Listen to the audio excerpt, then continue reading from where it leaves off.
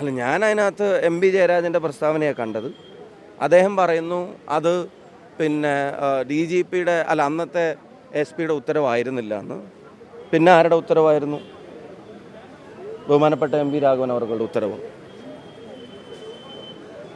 അവർ വ്യക്തമാക്കണം. അപ്പോൾ പിന്നെ അതിനോട് അവരുടെ സമീപനം എന്താ? നികേഷ് കുമാർ ഇപ്പോൾ ഏത് പാർട്ടിയിലാണ്?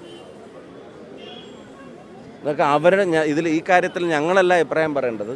CPM-ൻ്റെ സാധാരണ സഖാക്കൾ അവരുടെ പാർട്ടി നേതൃത്വത്തോട് ചോദ്യങ്ങൾ ചോദിക്കാൻ ആർജമുള്ളവരാവണമെന്ന് മാത്രമേ ഞങ്ങൾക്ക് അതിനെപ്പറ്റി പറയാനുണ്ടായിരുന്നു. അതോടൊപ്പം മറ്റൊരു കാര്യം, ഇപ്പോൾ ഈ മലബാറിൽ ഈ +1 സീറ്റില്ല എന്നൊരു വിഷയം KSU നേരത്തെ ഉന്നയിച്ച് രംഗത്ത് എത്തിയിട്ടുണ്ട്. അപ്പോൾ അതിൽ കഴിഞ്ഞ വർഷമൊക്കെ ഇങ്ങനെ +1 സീറ്റില്ല എന്ന് പറഞ്ഞ് എല്ലാവരും പ്രതിഷേധ രംഗത്തൊക്കെ ഉണ്ടായിരുന്നു. ഇത്തവണ അത് അഡ്രസ്സ് ചെയ്യാതെ പോകുന്നുണ്ടോ ആ വിഷയം? അല്ല, ഇനി CPM-ൻ്റെ സീറ്റ് കുറക്കാതെ ഇതിൽ നിന്നും മോചനം ഉണ്ടാവില്ല എന്നുള്ളത് ഇപ്പോൾ ജനങ്ങൾ മനസ്സിലാക്കിയിട്ടുണ്ട്. സീറ്റിൻ്റെ എണ്ണം കുട്ടികൾക്ക് കൂടണമെങ്കിൽ കേരളത്തിൽ CPM-ൻ്റെ സീറ്റിൻ്റെ എണ്ണം കുറക്കണം, LDF-ൻ്റെ സീറ്റിൻ്റെ എണ്ണം കുറക്കണം. മലബാറിൽ പ്രത്യേകിച്ചും ഇവർ മാറിയാലേ ഇനി പഠിക്കാൻ കുട്ടികൾക്ക് അവസരം ഉണ്ടാവുള്ളൂ. അതല്ലെങ്കിൽ ഇവരുടെ വിദ്യാഭ്യാസ വകുപ്പൊക്കെ ഇപ്പോൾ മൈഗ്രേഷൻ വകുപ്പാണ്. കുട്ടികൾ ഇവിടുന്ന് മൈഗ്രേറ്റ് ചെയ്യാനുള്ള ഓപ്ഷൻസാണ് നോക്കുന്നത്. ഈ അങ്ങാടിയിൽ ഇറങ്ങിയിട്ട് 4 വാർഡം നോക്കിയാൽ 3 ഹോർഡിങ്സ് ഏതെങ്കിലും വിദേശത്തെ കുട്ടികളെ പഠിപ്പിക്കാനുള്ള ഏജൻസികളുടെ ആയിരിക്കും, ഇവിടെ പഠിപ്പിക്കുന്ന സ്ഥാപനങ്ങളുടെ ആയിരിക്കില്ല. കുട്ടികൾ ഇവിടുന്ന് രക്ഷപ്പെട്ടു പോകാൻ നോക്കുക. ആ അവസ്ഥയിലേക്കാണ് വിദ്യാഭ്യാസ വകുപ്പിനെ കൊണ്ട് ഇന്ന് എത്തിച്ചിട്ടുള്ളത്. ഉന്നത വിദ്യാഭ്യാസ വകുപ്പാണെങ്കിലും സർവകലാശാലകളിൽ നടക്കുന്ന ഞങ്ങളുടെ ഗവർണറും ഇവരും തമ്മിലുള്ള യുദ്ധവും സ്നേഹവും ഉടമ്പടിയും ചർച്ചയും കരാറും കാശ്മീരി ചായപ്പൊടിയും കഴിഞ്ഞപ്പോൾ അടുത്തത് എന്താ ഉണ്ടായിക്കൊണ്ടിരിക്കുന്നത്? UDF നിരന്തരം ഇത് ഉന്നയിക്കുന്നതുകൊണ്ടാണല്ലോ ജനങ്ങൾ അത് കാണിക്കുന്നത്. ഞങ്ങളിപ്പോൾ ഈ നിലമ്പൂർ തെരഞ്ഞെടുപ്പിൽ പോലും ഈ വിഷയം ഉൾപ്പെടെ ആ തെരഞ്ഞെടുപ്പിൻ്റെ ഇടയ്ക്ക് പോലും അവിടെ പഠിക്കാൻ സീറ്റില്ലാത്ത കുട്ടികളുടെ പേരിൽ KSU ഉൾപ്പെടെ നടത്തിയ സമരങ്ങൾ താങ്കൾ ശ്രദ്ധപ്പെട്ടിട്ടുണ്ടാവും. ഞങ്ങളിത് ഉന്നയിക്കാത്ത പ്രശ്നമില്ല, ഞങ്ങളിത് ജനങ്ങളോട് കൃത്യമായിട്ട് പറയുന്നുണ്ട്. ജനങ്ങളും കാത്തിരിക്കുന്നത് ഞാൻ നേരത്തെ സൂചിപ്പിച്ചതുപോലെ തന്നെയാണ്, ഇതിനൊരു അറുതി വരുത്താനാണ്. എന്താണെങ്കിലും ഇപ്പം നിയമസഭാ സമ്മേളനം ഉൾപ്പെടെ എന്നാ പ്രഖ്യാപിക്കാമെന്ന് അറിഞ്ഞുകൂടാ. ആ വിഷയങ്ങൾ മുൻകാലങ്ങളിൽ നിന്നപോലെ അത് ടേക്കപ്പ് ചെയ്യും.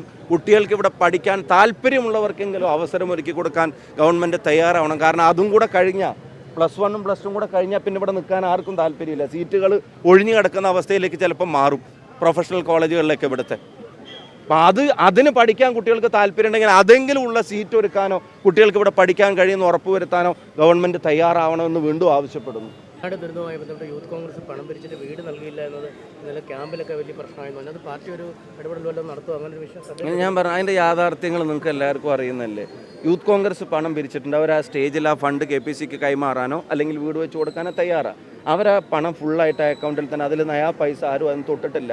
ഈ വീട് എവിടെയാണ് വെക്കുക? സർക്കാർ സ്ഥലം കൊടുക്കുന്നുണ്ടോ? ഉള്ള പൈസ മുഴുവൻ സർക്കാരിലേക്ക് കൊടുക്കാനേ പറ്റൂ. DYFIക്ക് പറ്റുമായിരിക്കും.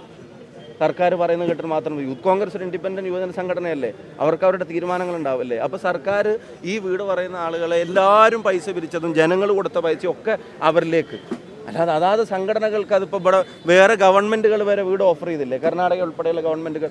എന്താ അവർക്കൊന്നും പണിയാൻ പറ്റാതെ പോയത്? സ്ഥലം കൊടുക്കുന്നില്ല. അപ്പോൾ എന്ത് തീരുമാനിച്ചു? കോൺഗ്രസ് പാർട്ടി ഉൾപ്പെടെ തീരുമാനിച്ചെന്താ? സ്വന്തം നിലക്ക് സ്ഥലം കൂടെ കണ്ടെത്തി അവിടെ ജനങ്ങൾക്ക് കൊടുക്കാമെന്ന് പറഞ്ഞ ആ വീട് വെച്ച് കൊടുക്കാൻ തീരുമാനിച്ചു. അപ്പോൾ അതിന് KPCC സ്ഥലം കണ്ടെത്തുമ്പോൾ KPCC പ്രസിഡൻറ്റുമായിട്ട് യൂത്ത് കോൺഗ്രസ് സംസ്ഥാന കമ്മിറ്റിയും അതിൻ്റെ പ്രസിഡന്റ് രാഹുൽ ഉൾപ്പെടെയുള്ള ആളുകൾ സംസാരിച്ചിട്ടുണ്ട്. ആ സ്ഥലം കണ്ടെത്തുമ്പോൾ യൂത്ത് കോൺഗ്രസ്സിന് നിർമ്മിച്ചു കൊടുക്കാനുള്ള വീടുകളുടെ ഇടം കൂടെ കണ്ടെത്തി തരണമെന്ന് അവർ പാർട്ടിയോട് ആവശ്യപ്പെട്ടിട്ടുണ്ട്. പാർട്ടി അത് പരിഗണിക്കും. ആ സ്ഥലം ഐഡൻറ്റിഫൈ ചെയ്യുമ്പോൾ യൂത്ത് കോൺഗ്രസ് അവിടെ കൊടുക്കാമെന്ന് പറഞ്ഞ വീടുകൾ ഓരോന്നായിട്ട് ആളുകൾക്ക് വെച്ചു കൊടുക്കുകയും ചെയ്യും. അതിൻ്റെ അപ്പുറം വാർത്തകൾ ഞാൻ പറഞ്ഞു, ഒരു നയാ പൈസ അതിനു വേണ്ടി കളക്ട് ചെയ്തൊരു നയാ പൈസ അതിന് ആരും ഒന്നും തൊട്ടിട്ടില്ല. ആ ഇടം കിട്ടിയാൽ ആ ഇടത്തിൽ അവിടെ വീടുകൾ നിർമ്മിച്ചു കൊടുക്കുകയും ചെയ്യും. പിന്നെ സർക്കാർ, ഞാൻ പറഞ്ഞു, ഇത്രയും എത്ര കോടിയാണ് കിട്ടിയത്? എത്ര കോടിയാണ് സർക്കാരിലേക്ക് ജനങ്ങൾ കൊടുത്ത്? 750. എത്ര?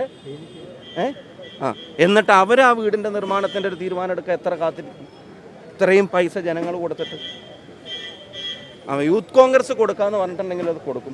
അതിൻ്റെ ഇടയ്ക്ക് ആരോ പറഞ്ഞു KPCCയുടെ വീട് പോലെയാണ്. KPCC പ്രഖ്യാപിച്ച വീട് അതിൻ്റെ എല്ലാ എണ്ണവും പറഞ്ഞിട്ട് തന്നെ അത് പൂർത്തീകരിച്ചിട്ടുണ്ട്. അതിൽ കൂടുതൽ കൊടുത്തിട്ടുണ്ട്. പണ്ടൊരു 2000 വീട് പ്രഖ്യാപിച്ചവരുണ്ടായിരുന്നു. അവരൊക്കെ ഇപ്പോൾ എവിടെയാണാവും?